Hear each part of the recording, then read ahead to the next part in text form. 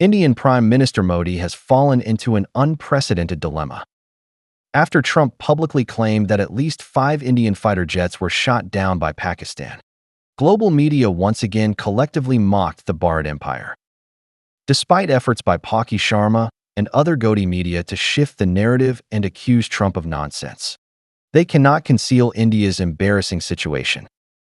In border conflicts, India has been humiliated by both China and Pakistan, making Modi's initial tough stance a laughingstock.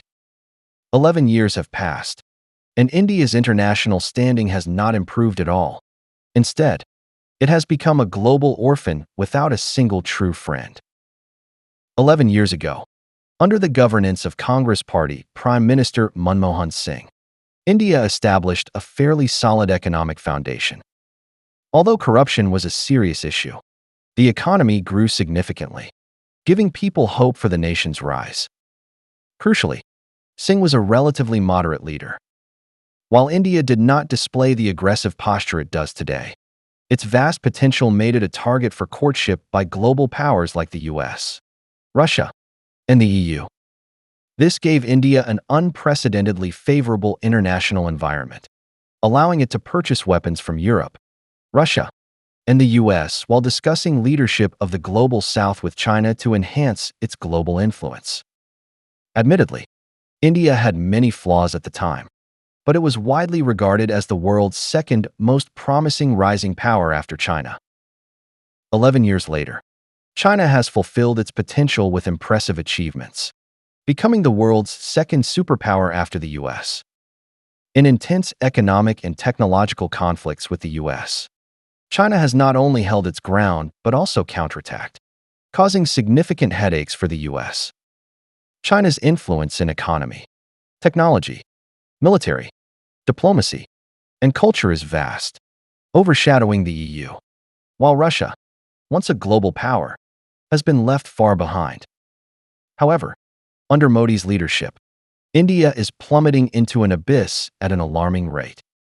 The Gaudiya media, led by figures like Paki Sharma, who spent their prime years praising Modi, have been met with one slap after another. Upon taking office, Modi vowed to reshape the global order, starting with persecuting Muslims and promoting Hindu extremism. This was the platform that brought him to power, so he wasted no time enacting discriminatory laws against Muslims and condoning Hindu attacks on mosques. Additionally, he revoked Kashmir's special autonomous status, escalating domestic ethnic tensions to the extreme. These actions inevitably provoked a backlash from Pakistan, another military power in South Asia. Confident in India's national and military strength, Modi armed a massive army with large-scale purchases of advanced foreign weapons, while various Indian institutions began so-called indigenous research and development.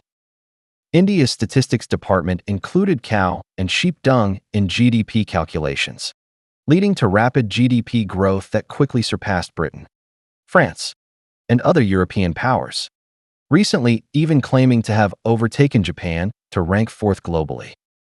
Consequently, Modi dismissed Pakistan entirely, adopting a hardline stance not only against Pakistan but also aiming to cure Indians' fear of China. The crushing defeat in the 1962 India-China War remains a sore point for Indian elites, including Modi. Thus, Modi took a tough stance against China, undermining the hard-won tacit understandings between the two nations, and India's behavior in border conflicts grew increasingly aggressive. When a country prepares to confront another, it should focus on building strength, enhancing combat capabilities, and preparing for potential conflicts. However, Modi and the BJP's clowns opted for fabricating data to create an illusion of prosperity, exaggerating their strength in border standoffs and attempting to intimidate China with rhetoric. Clearly, China did not take India seriously, and after repeated diplomatic failures, China decided to teach India a harsh lesson. In the Galwan Valley clash, the Indian army collapsed instantly, as it did in 1962. This solidified China's resolve to take a hard line against India, completely abandoning the earlier approach of partnering with India to lead the global South. With Russia mired in the Ukraine war and its national strength significantly weakened, China increasingly relies on its own power to act independently. However, China has not abandoned support for credible old friends. After transferring the JF-17 production line to Pakistan, China made further efforts to help Pakistan build a modern air force and air defense system, including advanced equipment like J-10C fighters, PL-15 missiles, and ZDK-03 early warning aircraft, forming an effective data-linked combat ecosystem that enables Pakistan to counter India's provocations at any time. Under Modi's leadership, India remains preoccupied with self-aggrandizement, using fake news to cover up the weakness of its military. Failing to provoke China, India turned to Pakistan. Ultimately, in the largest beyond visual range air battle since World War II, the Indian Air Force, deploying over 80 fighter jets, was crushed by a Pakistani Air Force half its size, becoming an international laughingstock. Even more humiliating for India and Modi, they received no support from Western countries, not even verbal backing. To serve as the US's watchdog, India not only abandoned Russian weapons to buy Western ones, but also took advantage of Russia's financial desperation by purchasing Russian oil and gas at low prices in rupees and reselling them at a profit. The rupees, worthless to Russia, left Putin furious. However, India's shamelessness and battlefield weakness made Western nations realize that India is a stray dog ready to switch masters at any moment, rendering any support futile.